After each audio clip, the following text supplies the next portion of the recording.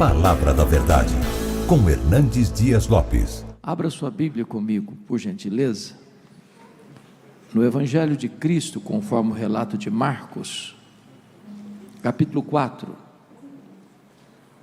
versos 35 a 41. Marcos 4, 35 a 41. Está escrito: naquele dia, sendo já tarde, disse-lhes Jesus: passemos para outra margem. E eles, despedindo a multidão, o levaram assim como estava no barco, e outros barcos o seguiam. Ora, levantou-se grande temporal de vento, e as ondas se arremessavam contra o barco, de um modo que o mesmo já estava a encher-se de água. E Jesus estava na popa, dormindo sobre o travesseiro.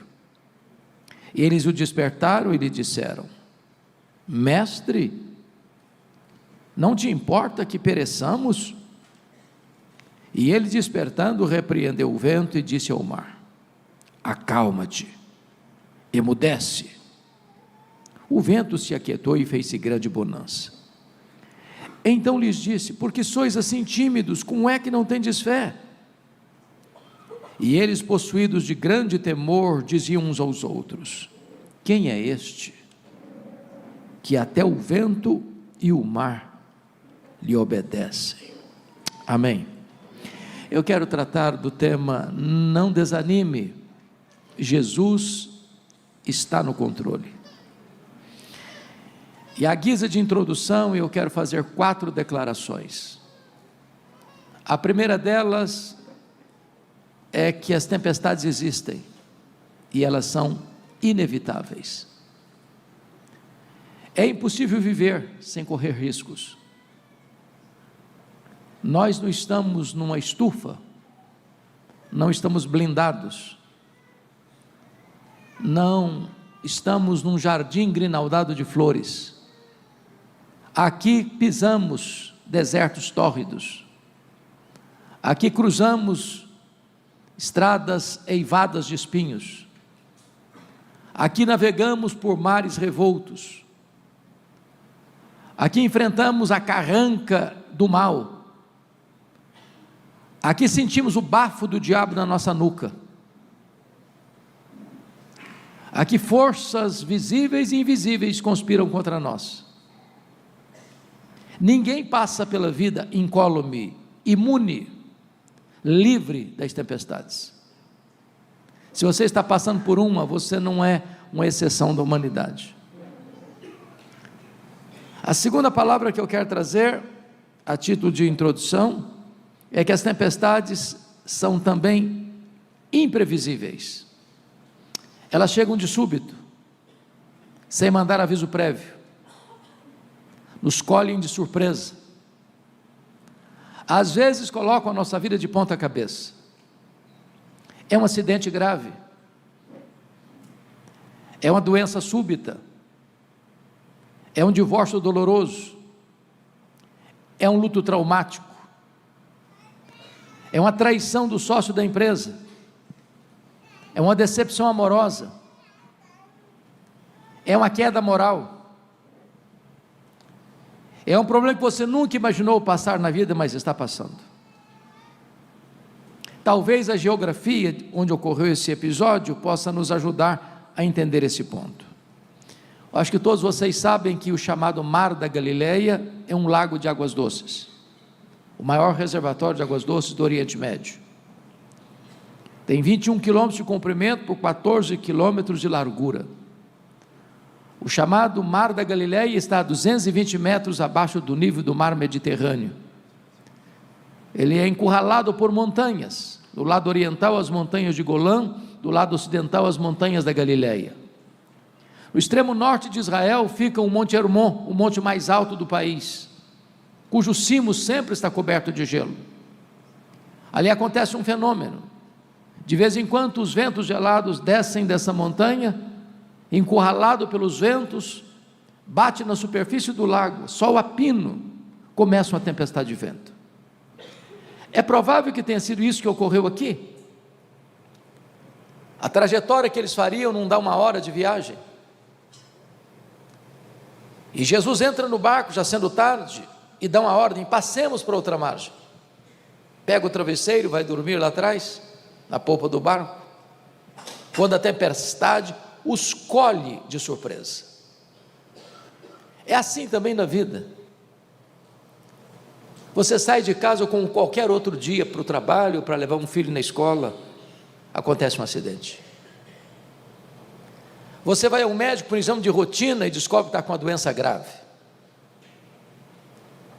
O casamento de 20 anos, de repente surge um fato e o casamento se desfaz. Você é colhido de surpresa por uma situação que muda o rumo da sua história. As tempestades da vida são imprevisíveis.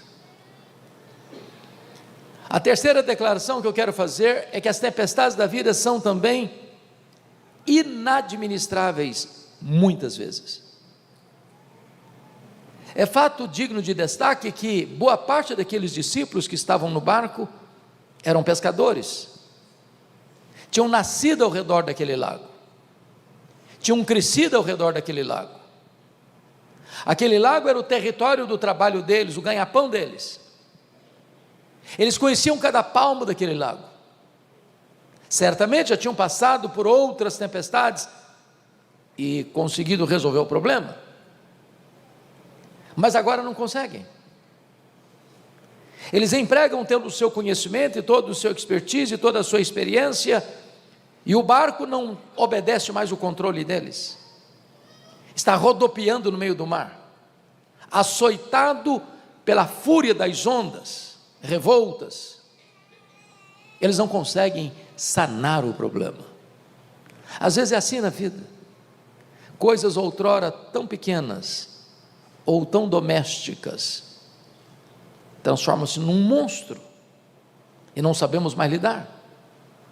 Quantas vezes já ouvimos num gabinete pastoral a confissão: pastor, a pessoa com quem eu me casei não é mais a mesma, é outra pessoa, eu não consigo entendê-la mais. E de repente você não administra mais o problema. É um filho que se rebela, é uma filha que sai da igreja, é um cônjuge que vira uma pessoa esquisita, estranha, indócil, às vezes tóxica. Mas a quarta verdade traz-nos um consolo extraordinário. É que as tempestades são também pedagógicas. Isso significa que você e eu cremos que Deus é soberano.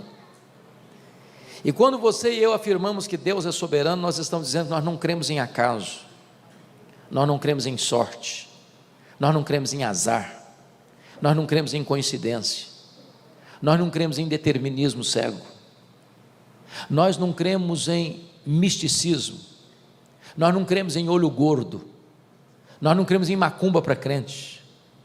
Nós cremos que a mão de Deus dirige o nosso destino. Nós cremos que se estamos passando por uma tempestade, essa tempestade não pegou Deus de surpresa.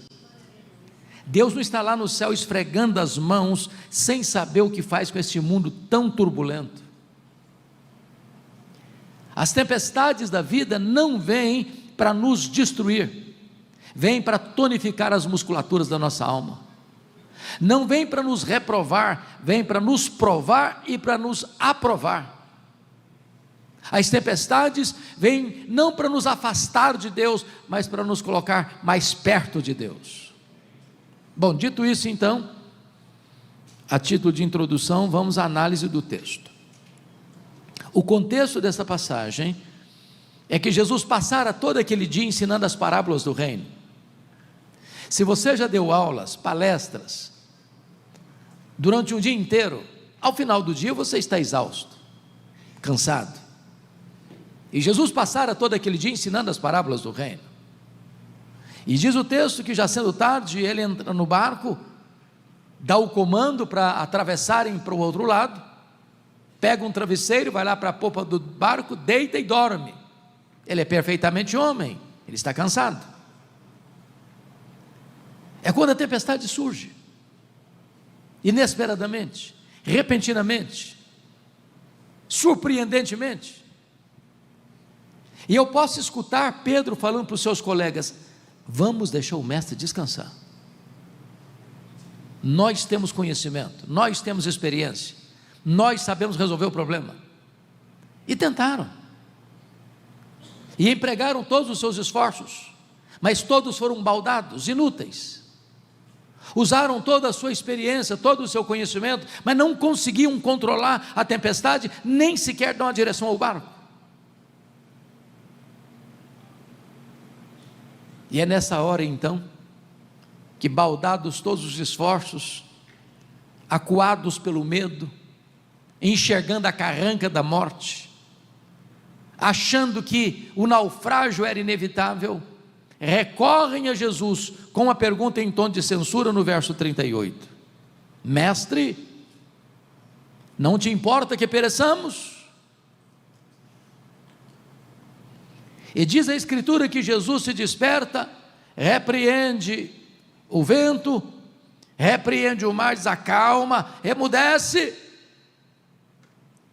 E o mar se encolhe como uma fera selvagem diante do seu domador.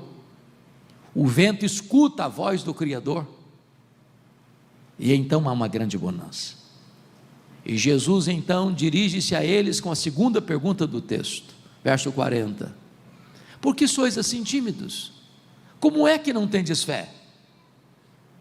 E eles, tomados de grande temor, no verso 41, perguntam entre eles: quem é este que até o vento e o mar lhe obedecem? Se os irmãos perceberam, esse texto está regido por 3 perguntas. A primeira pergunta, no verso 38, é a pergunta dos discípulos a Jesus. A segunda pergunta está no verso 40, é a pergunta de Jesus aos discípulos. A terceira pergunta é entre os discípulos, do verso 41, quem é este que até o vento e o mar lhe obedecem? Ora, se o texto está regido por essas 3 perguntas, é sobre elas que passaremos a conversar daqui para frente. Então vejamos a primeira pergunta: Mestre, não te importa que pereçamos? E esta é a pergunta da nossa angústia, e esta é a pergunta da nossa dor, e esta é a pergunta do nosso medo, essa é a pergunta do nosso desespero, essa é a pergunta que fazemos com o rosto molhado de lágrimas, esta é a pergunta que fazemos na hora que temos alguém da nossa casa surrado por uma doença, e você clama, e chora, e ora, e jejua, e roga a Deus uma cura. Essa é a hora que você está passando por um aperto terrível, e você tem a sua alma encurralada por angústias do inferno, nas noites indormidas, nas madrugadas insones, nas horas mais amargas da vida. Mestre, não te importa que pereçamos?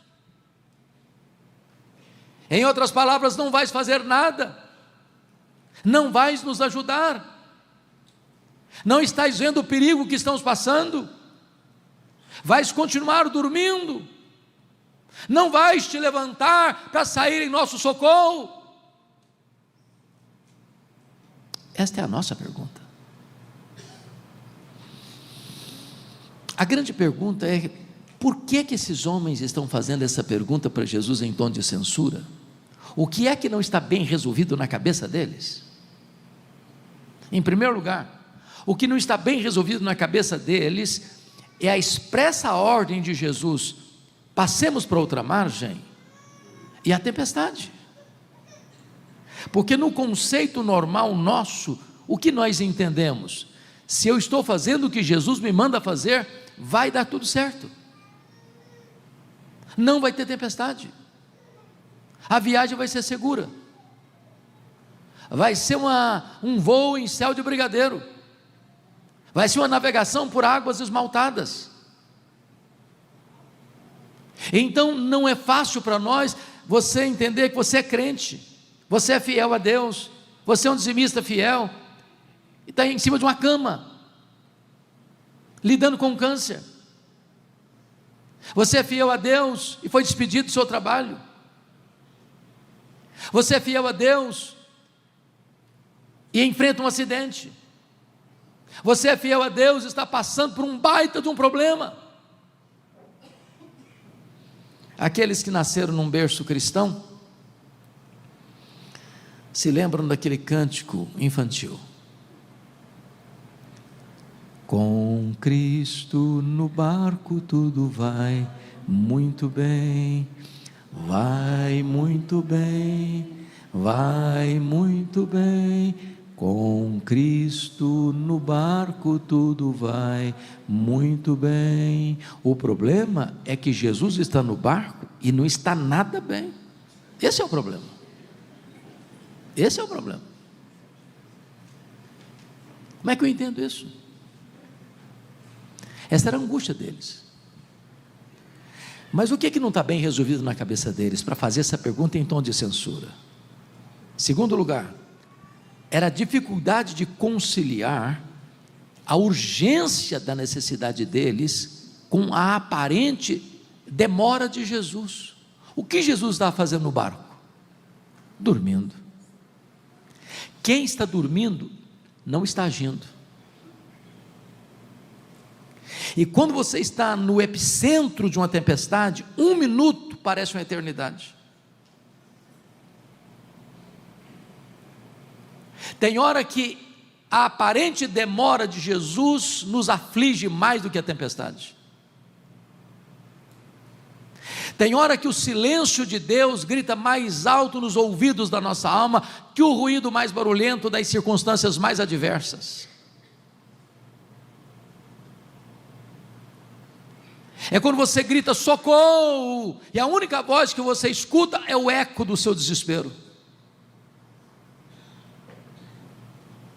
É a crise de Jó, que depois de ir à falência, de enterrar os seus filhos, de ser surrado por uma enfermidade maligna,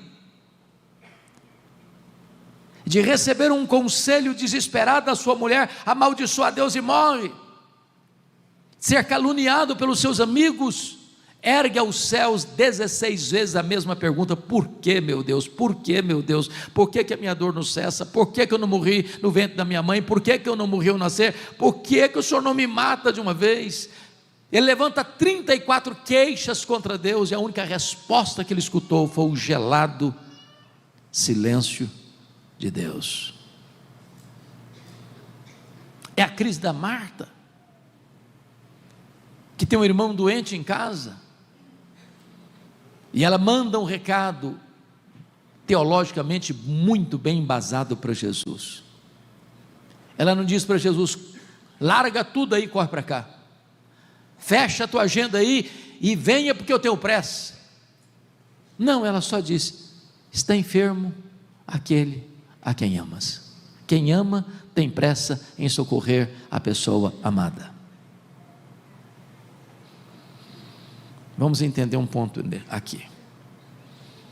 Diz a Bíblia que de onde Marta morava, a aldeia de Betânia, para onde Jesus estava, eram 35 quilômetros. É um dia de viagem a pé. Diz o texto que quando o emissário sai da casa da Marta e chega onde Jesus estava e dá o recado, Jesus diz para os discípulos assim: o Lázaro morreu. Morreu quando?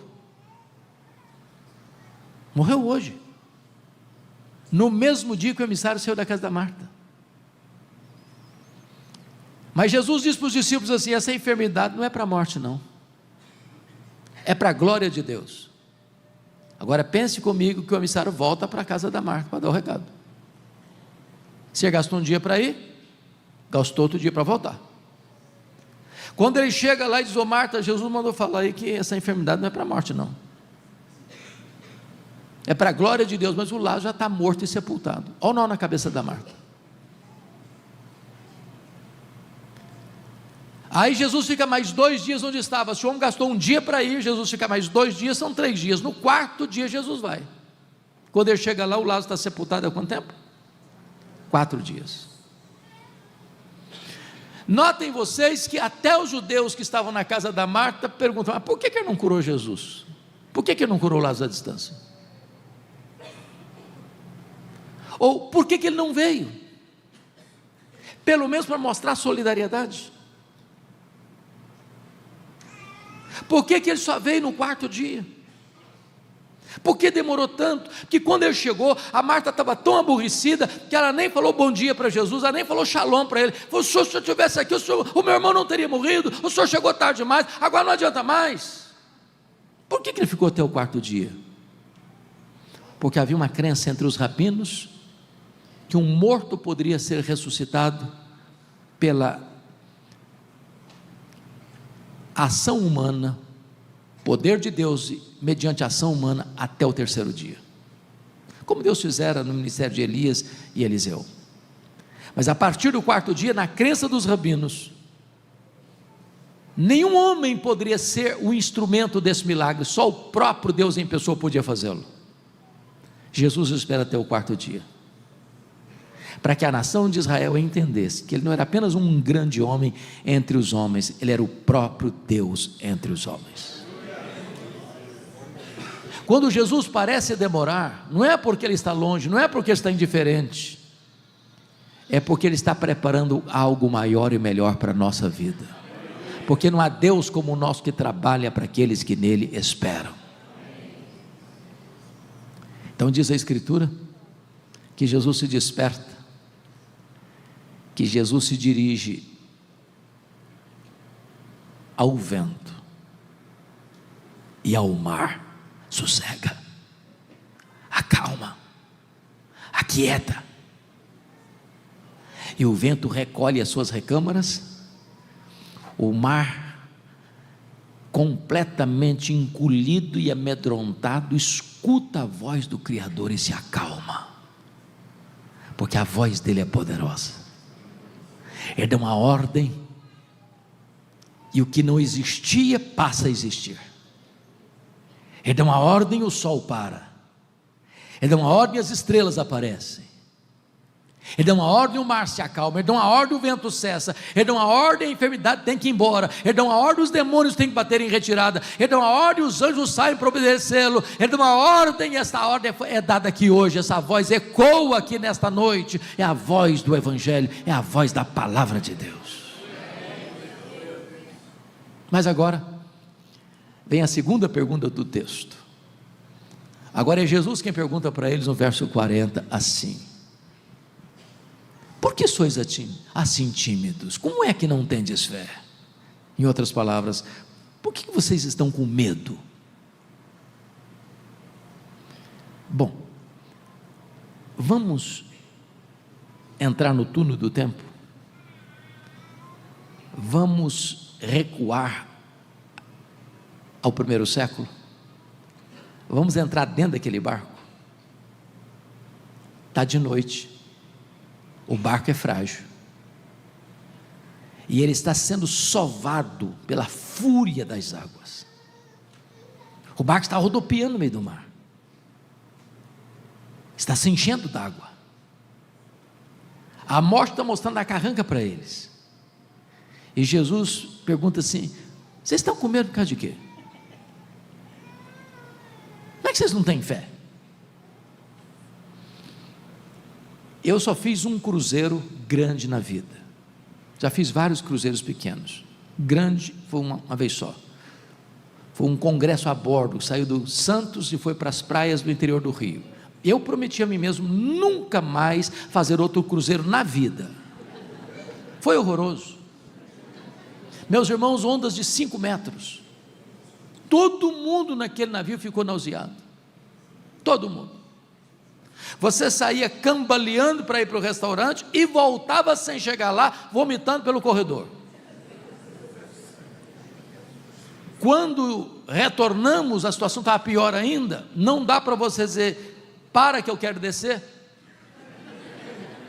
Eu fiz uma oração desesperada, falei: meu Deus, ou eu durmo ou eu morro, eu não aguento isso. Agora imagina um barquinho frágil, de noite. E Jesus pergunta assim: vocês estão com medo por causa de quê? A grande pergunta é: por que eles deveriam ter fé e não medo? Em primeiro lugar, Eles deviam ter fé e não medo por causa da promessa de Jesus do verso 35: passemos para outra margem. Se Jesus disse passemos para outra margem, qual era o destino deles? A outra margem. Se você esquecer o sermão todo e guardar só essa frase, eu já me dou por satisfeito. E a frase é esta: promessa de Jesus e realidade são a mesma coisa. Eu vou repetir. Aliás, repita comigo: promessa de Jesus e realidade são a mesma coisa. Deus é o avalista da sua palavra. Em todas as suas promessas nós temos o sim e nós temos o amém. Ele vela pela sua palavra em a cumprir. Ele não deixa nenhuma delas cair por terra. Se Ele falou, Ele é fiel para cumprir. Você não precisa duvidar, você não precisa ter medo, você precisa crer. Você tem uma âncora firme.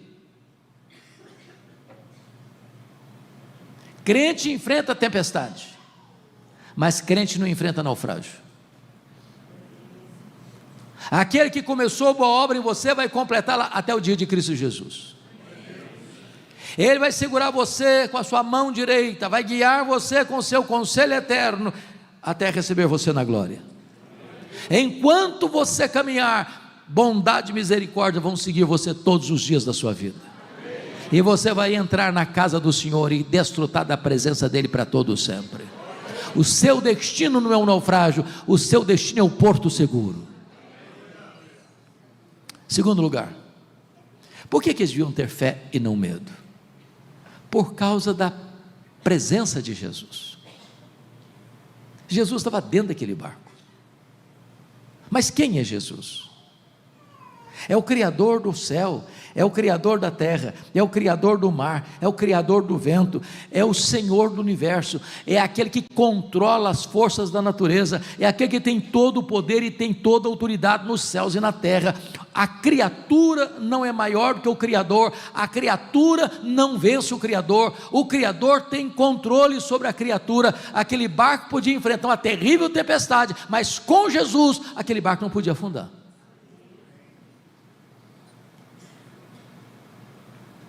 Entenda isso. O único remédio eficaz para lidar com o medo não é a sua saúde, não é a sua inteligência, não é o seu dinheiro, não são seus amigos, não é a sua família, nem é mesmo a sua igreja. O único antídoto que pode livrar você dos medos que assolam a sua alma é a consciência de que Jesus, o Todo-Poderoso Deus, está com você. Ainda que eu ande pelo vale da sombra da morte, eu não temerei mal nenhum, porque tu estás comigo, e eis que eu estou convosco todos os dias, até a consumação dos séculos. Você pode não vê-lo, você pode não senti-lo, mas Ele está com você como a sua sombra à sua direita. Ele não dorme, Ele não toscaneja, Ele está sempre do seu lado, Ele está carregando você nos seus braços eternos.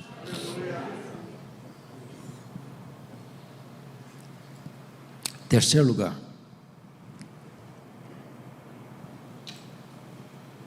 por que eles deviam ter fé e não medo?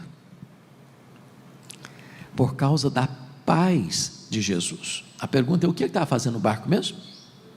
Dormindo. Ele sabia que a tempestade viria? Com certeza sim. E se sabia, por que dormiu? Dormiu porque sabia que tudo estava sob controle. Então vou lhe dar uma definição de paz. Paz não é ausência de tempestade. Paz é você saber que apesar da tempestade, tudo está sob controle. Não do seu controle, não do meu controle, não do nosso controle, mas do controle de Jesus.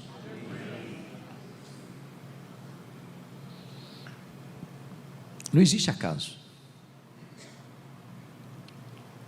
Há lições na vida, irmãos, que nós não as aprendemos numa sala de aula. É só na prova. Você não ensina alguém a nadar sem pular na água. Você não treina um soldado entre quatro paredes. Quando as tempestades chegam, é para nos levar a um nível mais alto de experiência com Deus. Deus não quer que você apenas tenha experiência ou conhecimento de Deus de segunda mão, como aconteceu com Jacó. Vocês se lembram quando Jacó saiu de casa? Deus se revelou a ele lá em Betel, diz: eu sou o Deus de Abraão, teu avô, eu sou o Deus de Isaac, teu pai. E deu vontade de escutar: e eu sou o teu Deus. Não, mas Deus não falou isso. Ele era neto de crente, ele era filho de crente, mas ele não era crente. Agora, você sabe quantos anos ele tinha quando ele saiu de casa? Enganou o irmão, enganou o pai, traiu o irmão, na barra da saia da mãe. A matrona controlava tudo. Quando a gente lê isso, tem a impressão que ele era um adolescente ainda, meio ainda precisando de maturidade. Sabe quantos anos ele tinha? 77 anos. Ele tinha 77 anos. Você não está chutando não, pastor? Estou não. É fácil saber que eu não estou chutando. Faça as contas comigo. Ele sai de casa com 77 anos. Vai para Padã Aram. Trabalha 14 anos. Foi enganado pelo sogro. Depois de 14 anos que ele está lá, nasce o José. Ele tem 91 anos.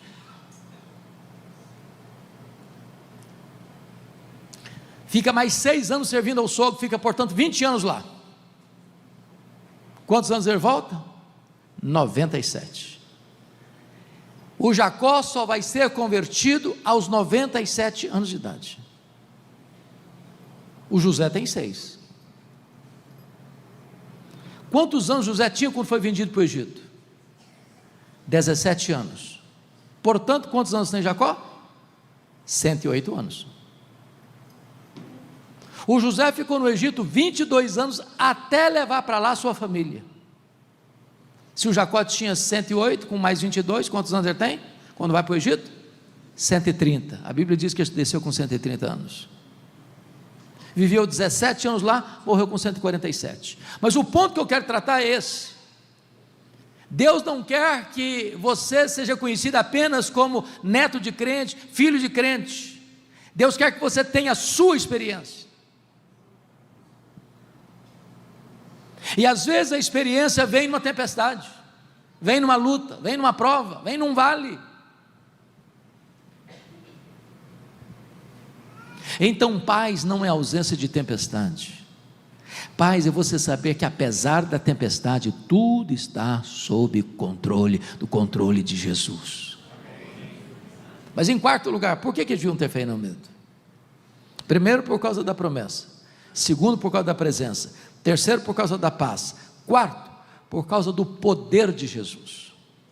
Marcos cuidadosamente reúne ao redor desta passagem outros episódios que destacam o poder de Jesus. Aqui ele tem poder sobre as forças da natureza. A natureza não age sozinha, por si mesma.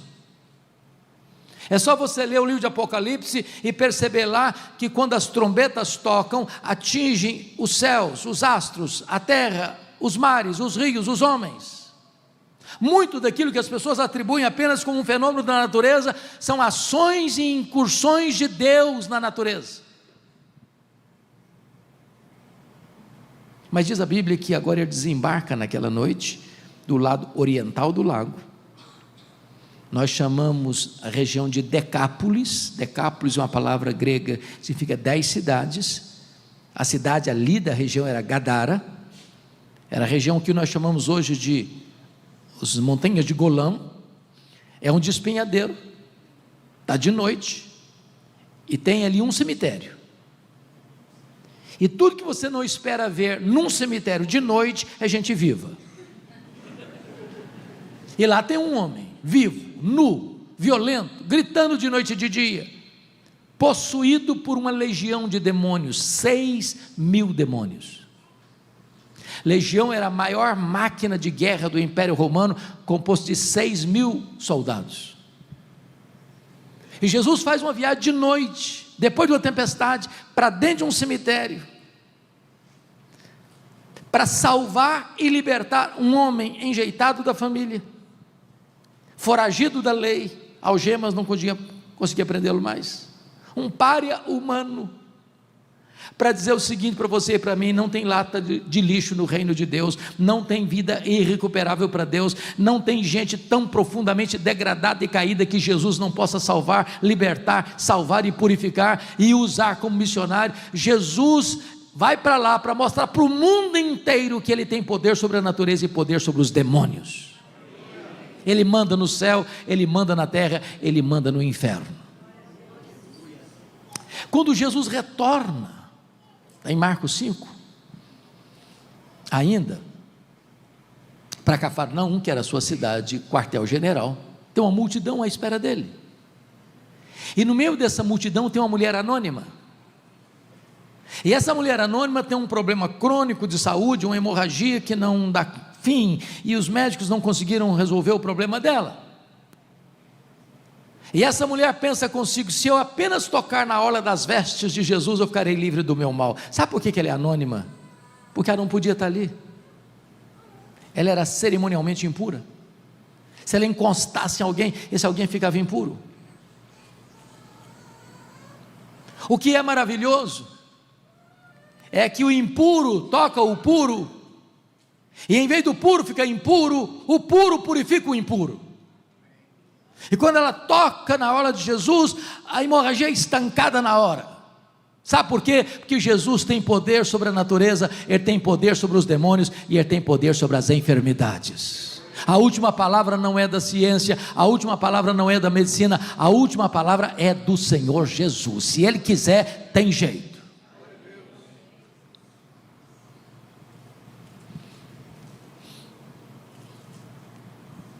Quantas pessoas que ainda acham e pensam equivocadamente que Ele não faz mais hoje.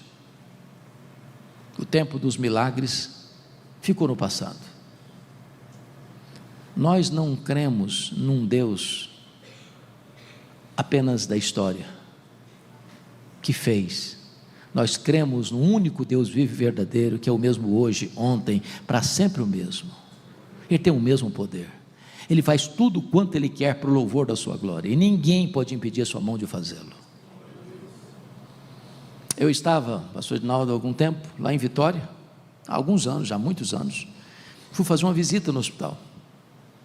Era um hospital militar, e quando eu chego naquele hospital, tinham 3 pessoas à porta, 3 mulheres, e dentre elas uma jovem, que estava com câncer num estado bem avançado, e o médico lá da minha cidade disse para ela: você precisa ir para Vitória, aqui não tem CTI, como não tem CTI até hoje, você precisa de um CTI, para dar continuidade ao seu tratamento. Mas ela não tinha plano de saúde, acho que nem existia muito bem esse negócio naquela época, e não tinha vaga no CTI, e eu conversei longamente com o diretor, e disse: pastor, não funciona assim, você não tira um paciente para botar outro, hoje eu não posso recebê-la. E eu confesso que eu fiquei muito frustrado. Fui para a porta do hospital e fiz uma coisa que eu não tenho o hábito de fazer, nem me lembro se eu já fiz isso outra vez na vida, mas naquele dia eu fui impulsionado a fazê-lo. Eu disse: filha, aqui não tem vaga para você, mas nós podemos fazer algo um pouquinho melhor do que isso.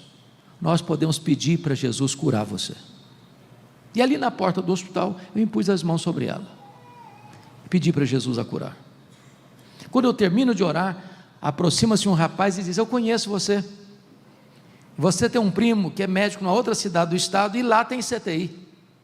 Eu falei: então vamos ligar para lá. Liguei e ele atendeu. Disse: pode trazer, tem vaga, traz todos os exames, eu quero ver tudo. Ela chega lá, numa viagem de 190 quilômetros, constata a gravidade do problema, submeteu-a a rigorosos exames naquele dia e não constatou mais nada no seu corpo. Aquela moça voltou para casa naquele dia. Passado 20 anos, todo final de ano eu prego na minha cidade, período de Natal, Ano Novo, e eu estava pregando no ano passado. Aproxima-se de mim uma bela senhora dos seus 37, 38 anos, e faz a pergunta que você nunca deve fazer a um pastor. Você sabe qual é a pergunta? O senhor está lembrado de mim? Eu falei, não, minha filha, me complica a vida, não estou lembrado não. Ela me disse, eu sou aquela moça que o senhor orou lá no hospital, tem mais de 20 anos, Deus me curou naquele dia, e eu nunca mais tive qualquer sintoma daquela doença no meu corpo. Jesus tem a última palavra, não é a ciência. Se Ele quiser, tem jeito. Não estou dizendo com isso, claro, que todas as pessoas pelas quais eu e você vamos orar, que Jesus vai curar, eu não estou dizendo isso, mas estou dizendo para você que se Ele quiser, tem jeito. Eu acho muito curioso o texto. Você falou que é vigília mesmo, é isso? É? Ele falou que é vigília, depois vocês pegam o pastor, tá? Eu acho muito curioso o texto, porque Jesus teve uma reação tão engraçada. Quando a mulher tocou na orla, ele parou e disse, alguém me tocou. E os discípulos, ainda regidos por uma lógica cartesiana, disse Jesus, desculpa, mas o senhor está fazendo uma colocação totalmente sem sentido. Está todo mundo te encostando, está todo mundo te espremendo, está todo mundo te apertando, o senhor vai me dizer que alguém me tocou, mas está claro que está todo mundo te tocando. Ele disse, mas alguém me tocou, porque de mim saiu virtude, saiu poder. Tem muita gente que toca e encosta em Jesus, mas pouca gente toca em Jesus com o toque da fé. Só que ali na multidão tem um outro problema.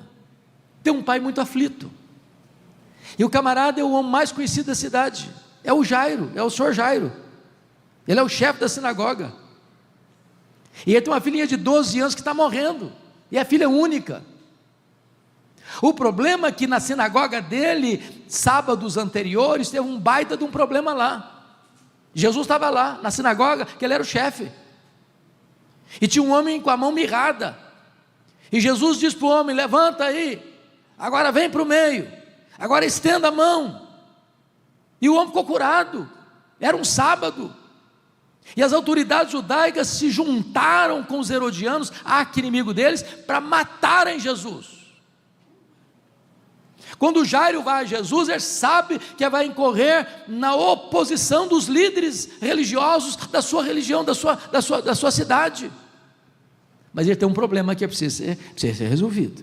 E ele chega lá e diz, Jesus, vamos na minha casa e impõe as mãos sobre a minha menina, para que ela seja curada. Aí surge o problema da mulher.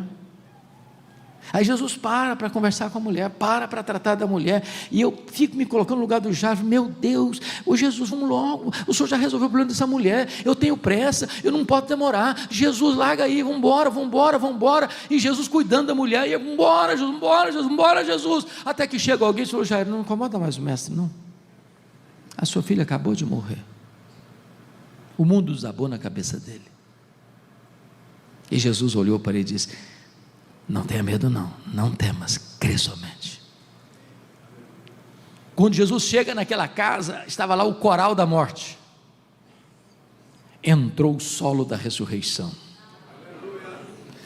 entrou no quarto, botou a mão sobre a menina, e falou o que uma mãe fala com uma menina adolescente, que não tem dificuldade de levantar de manhã para ir para a escola, menina, levanta, está na hora.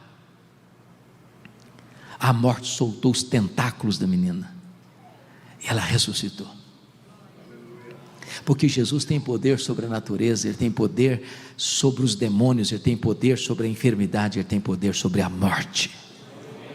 Ele entrou nas entranhas da morte, Ele matou a morte, Ele ressuscitou, inaugurando a imortalidade, e Ele é a ressurreição e a vida, e quem crê nele nunca mais morrerá eternamente, mas já passou da morte para a vida. Mas agora vamos à última pergunta do texto.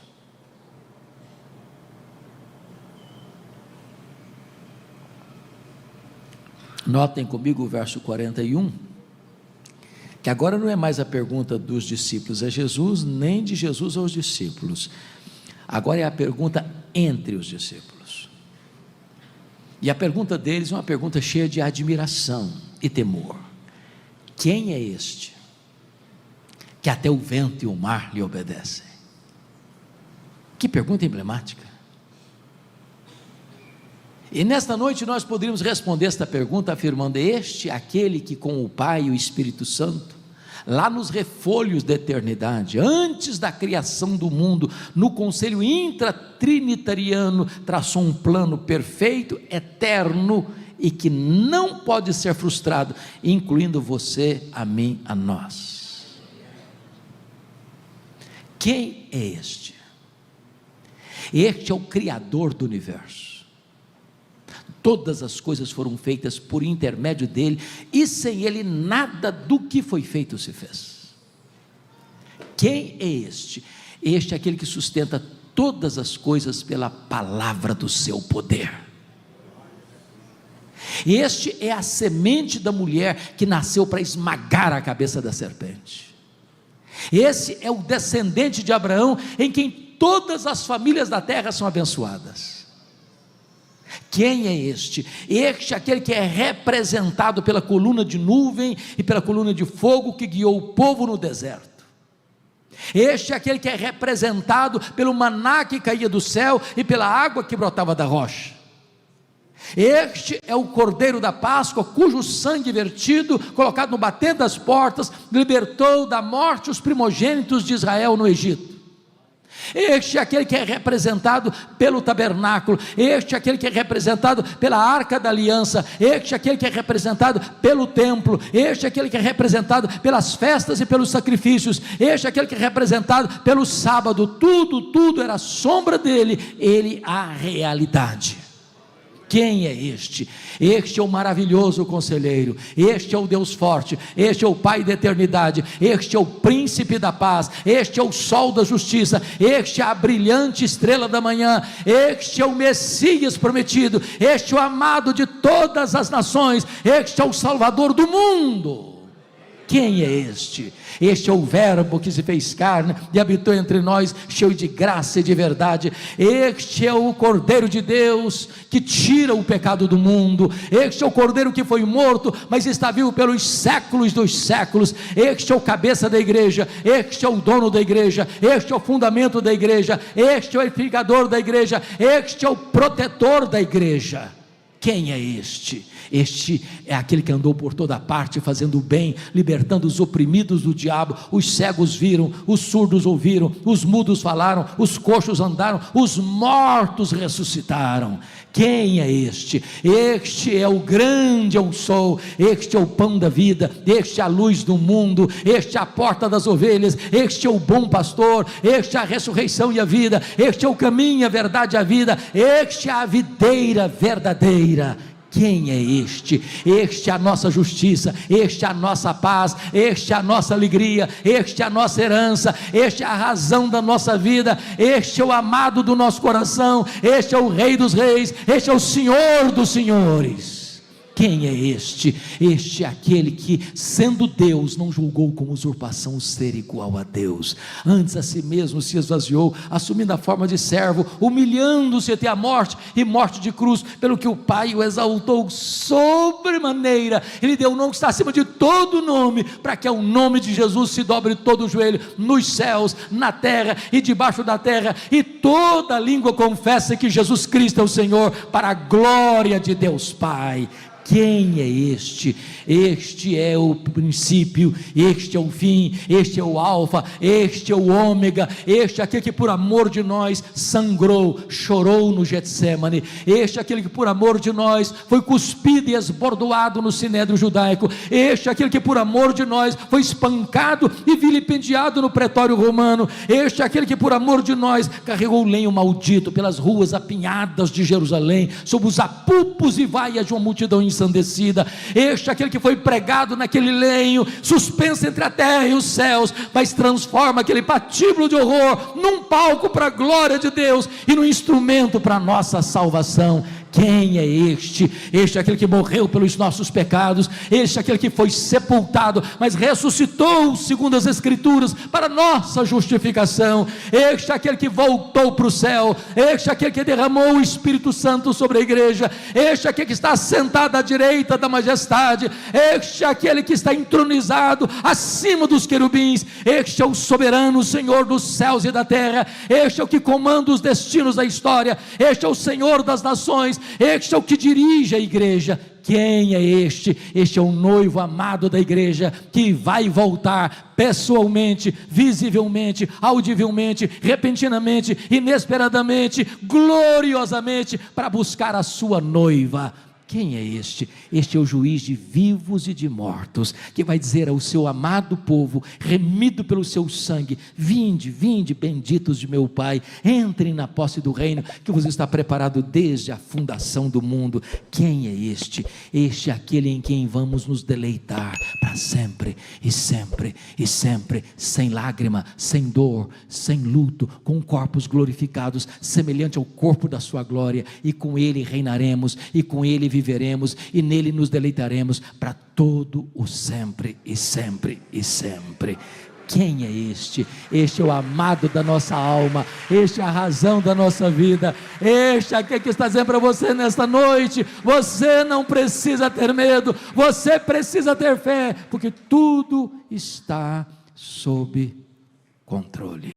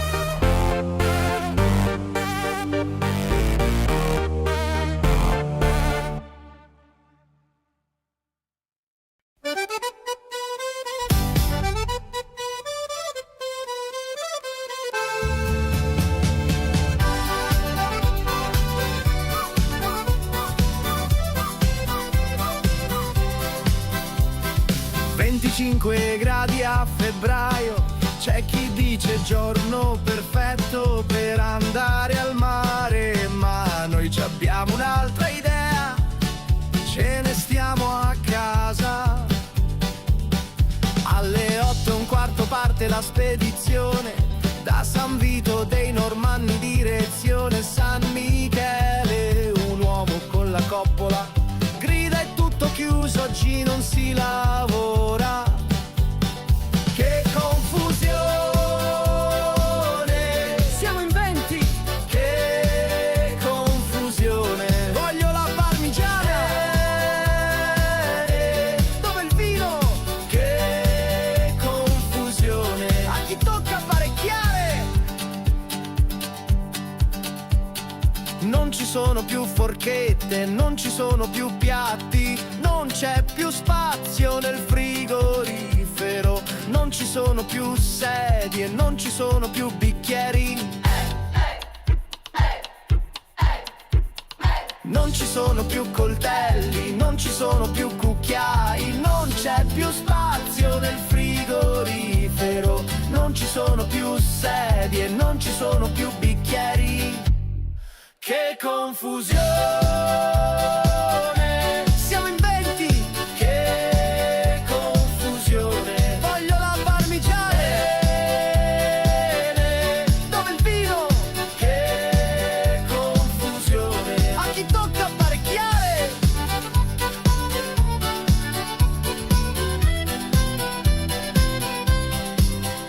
Se non mi liberi subito quella padella, non lo so che ti faccio. Amore, è finito il caffè, mi presti il tuo e te lo rifaccio.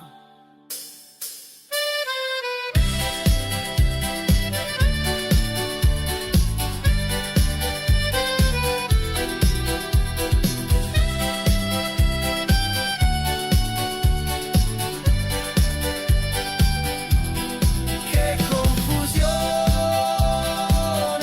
siamo in 20. Che confusione, voglio la parmigiana. Dove il vino? Che confusione, a chi tocca apparecchiare.